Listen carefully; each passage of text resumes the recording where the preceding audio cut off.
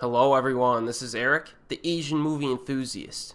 And this is my review of Memoir of a Murderer, a Korean thriller from 2017 that is not to be confused with the Japanese film Memoirs of a Murderer, which is a remake of the Korean film Confession of Murder. Now in this film, a former serial killer named Byung-su gets diagnosed with Alzheimer's. Now the doctor tells him that it's due to the after effects of a traffic accident that occurred 17 years ago, the very same accident that stopped him from his killings and allowed him to live a normal life with his dear daughter. So when a series of murders occurs again near his town, Byung-su gets worried whether the killings are his own doing during his memory losses. But then he comes across a man named Tae-ju and suspects that he could be the culprit. So this movie does a good job of keeping the viewer off balance in terms of figuring out, whether the protagonist or this other person who's a cop is a killer. And remember, Byung-su has a history of murdering people in cold blood, and the added element of memory loss definitely helps this film to, separate itself from other serial killer movies, Korean and otherwise. The main character's greatest fear in this film is that, number one, he could murder his own daughter at some point, during one of his memory lapses, or number two, that someone else could murder his daughter. And that provides a very strong motivating force for his character. That kind of brings you to his side a little bit, despite his, horrific history.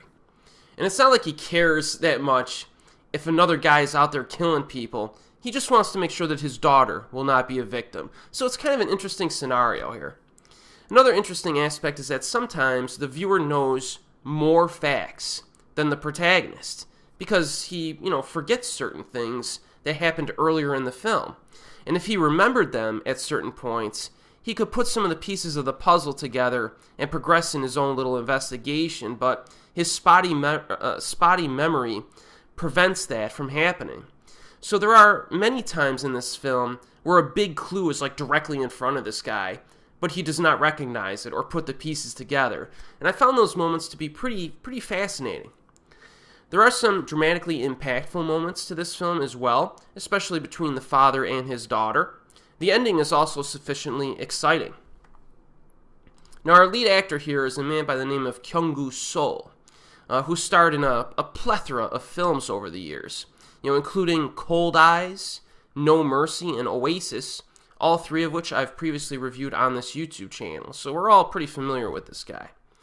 And he's one of the most reliable actors in South Korea right now, in my opinion. He always gives a solid performance in just about everything I've seen him in.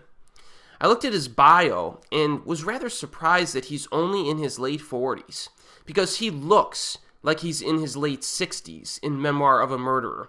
His character is very worn down mentally and physically, which helps to portray him in a very vulnerable state. His performance in this is really good. The director of the film is not a name that leaps out to you, Shin Yun-wan, but I looked up his bio, and he's got a pretty solid filmography.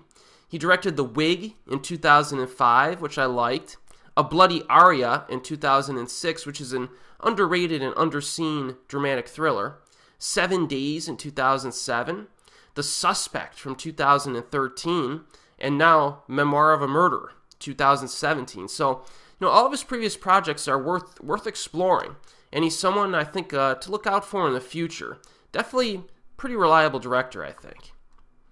So there are a lot of reasons to really see this movie. If you're a fan of Korean thrillers, you basically have to watch it.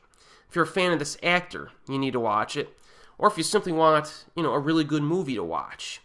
So yeah, I definitely recommend this. This is definitely one of the better Korean films I've seen from 2017 so far.